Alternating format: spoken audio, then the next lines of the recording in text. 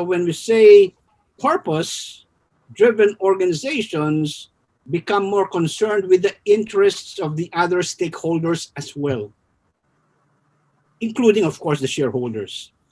So if that's the kind of definition we have of this movement towards the right to purpose-driven organizations, we see organizations in this state that are using heavily purpose as a way of mobilizing people, because there's a lot of value in purpose, by the way.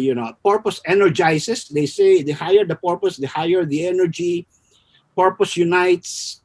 Purpose attracts both customers and investors and even employees.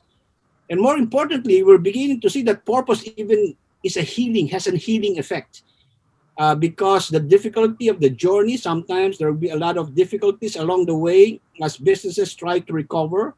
The healing process is people are able to bear the sacrifices that they need to make in the short term because it is in the service of a higher purpose that they all embrace. Given that, I think when we take a look at purpose, one of my other reflections here right now is there are two kinds of purposes really. One is the basic purpose, and this is where the very foundational purpose of the business should really, be established. Like, who are the customers of the business? What kinds of needs are being satisfied? Because I'd like to believe that most businesses started with a purpose, but probably what happened along the way is they lost that because they became too commercialized. They become too focused on the profits. They lost the real basic intent of really serving certain human needs that they needed to fill when they started the businesses. So I think when we're seeing our organizations purpose driven, do they know, are they serving the purpose, both basic and probably the higher purposes that we're now beginning to talk about, which is also there's a lot of business case, is the commitment to society and environmental purposes, the bigger purposes. Because after all, there's a lot of emerging research right now, and this is where we can attach the high-performing organizations, both high in financial and non-financial, meaning to say the creation of wealth is not just economic wealth, but the other sources of wealth as well, when it comes to culture, to ecology, and things like that. We're beginning to find, based on research, that organizations that do well are organizations that do good at the same time. And there's a lot of business cases that can support this kind of a statement right now. One of the things that I think we need to discuss here is how is this related to the indicators? If we take a look at this first pathway, purpose pathway, it really integrates very well with indicator 9. Okay, first indicator that that we need to take a look as we put our hat on, our investors and people hat. If you take a look in indicators 9, it talks about things like stakeholders. It talks about concepts like sustainability. It talks about positive impact to communities and markets. It even talks about a great place to work. So if you take a look at that, it really covers all the stakeholders. Great place to work for employees, markets for our customers, communities for the community at large. So again, it might not be very well articulated in the indicator in our standard, but at least the spirit of the stakeholders is very much embedded in indicator 9. So when we say how does develop look like and how does high performing look like when it comes to this first pathway, probably at the first level, develop is when the organization are aware of their stakeholders and their needs. That's when we take a look at that developed a criterion. We say do the managers and the people here know their stakeholders and what their needs are, moving towards to really creating a positive impact in all these communities and markets and even the places of work.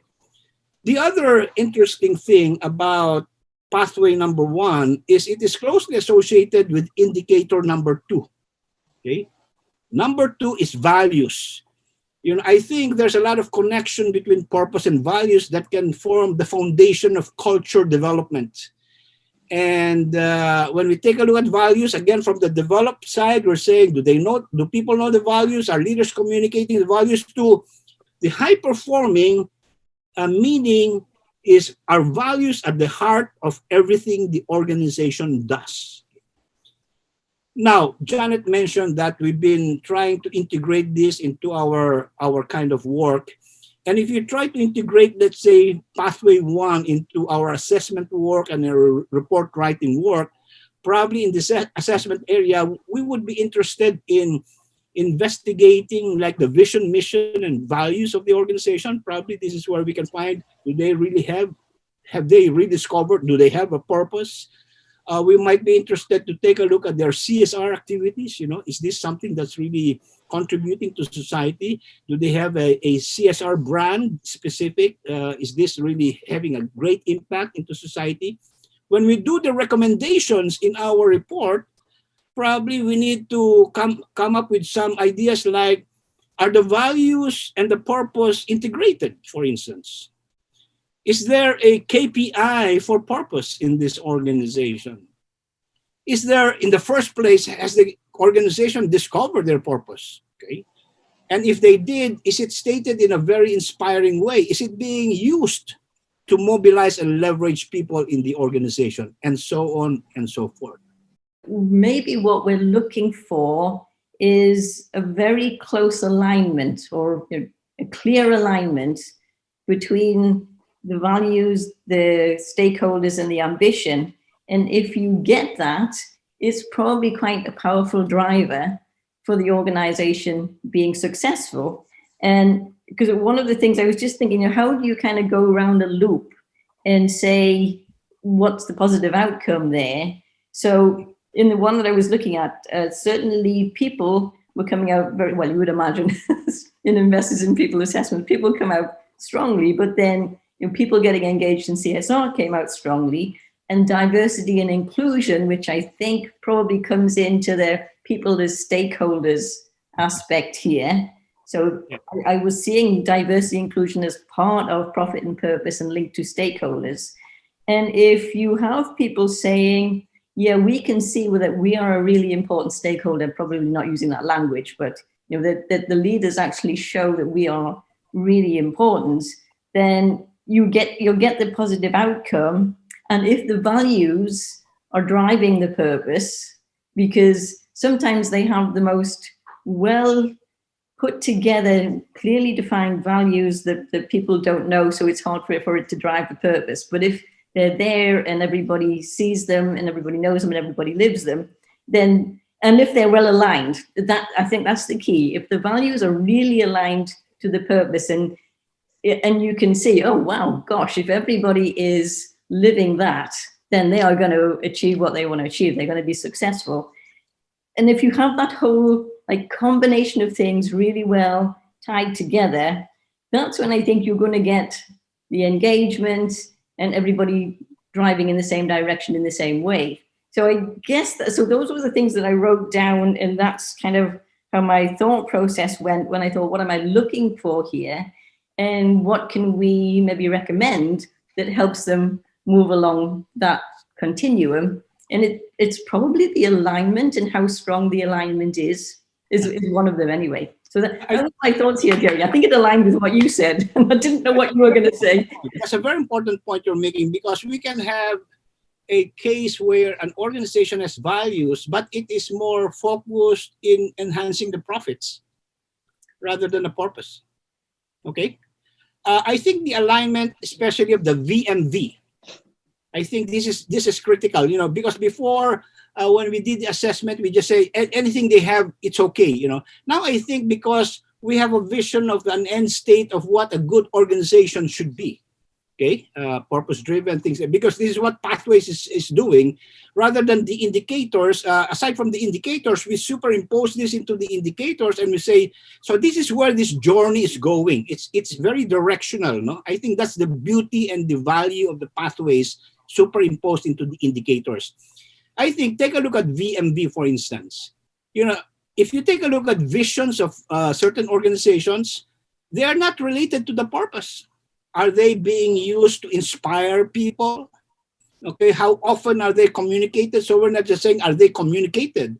We're saying, yes, if they're communicated, do they inspire people so that people can see something beyond the work they do? You know, these are all the things I think that should come up in that pathway. This is so foundational because if organizations are not able to move to the purpose right side area, I think it could affect the other pathways as well. Yeah. If you stay to be just profit focused, I think it will impact on the other pathways as well. And by the way, talking about pathways, we now have 7 instead of 6. So these are 7 pathways and the 9 indicators. I think we need to understand one of the characteristics of a purpose-driven organization is that it has a long-term perspective. It's not there for the short term. That's why they're willing to, to sacrifice some profits in the near term because they see an overall long-term vision. This is best exemplified by Simon Sinek in his book, The Infinite Game. Great organizations play an infinite game, not a finite game. It's not a question of winning. It's a question of how far or near are you with a greater cause. No, I think that's the thing there. The other thing about purpose-driven organizations, they know how to manage a paradox, tensions. I think Jill alluded to that earlier about the conflict. I think in a complex environment, in a turbulent, complex environment, I think more and more we will see more tensions, more conflicts, and this is where the balancing act, the how do you navigate through paradox? Why is it that the way to go fast is to go slow? For instance, what's the greater wisdom for that? But that's where the wisdom of balancing the so-called conflicts comes in a purpose-driven organization. Another interesting tool that you might want to explore along pathway 1 is what we call the stakeholder mapping process.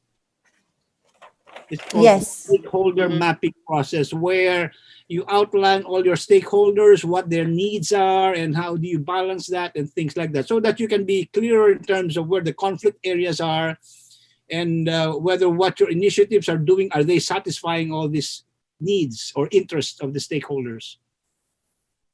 Yeah. As a matter of fact, I really think that leaders in organization, and this is part of our standard really, should really be aware of, should have a real stakeholder mindset.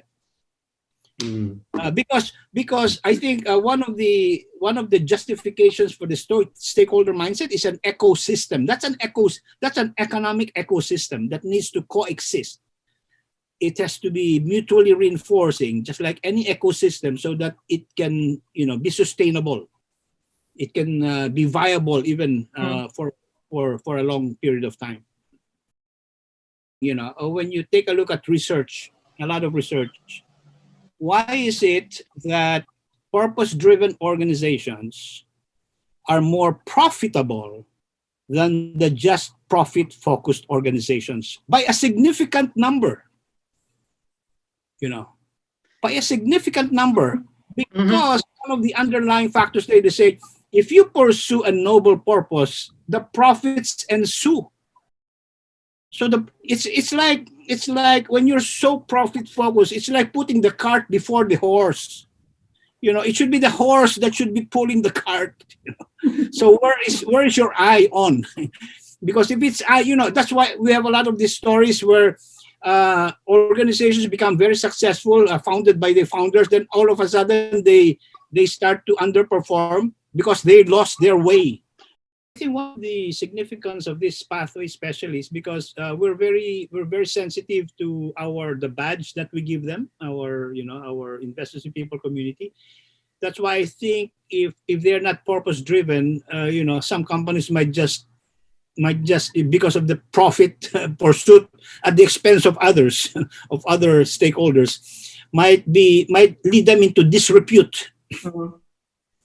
Okay, the risk of disrepute is higher if it does not have a North Star like that, a noble, purpose-driven organization. So,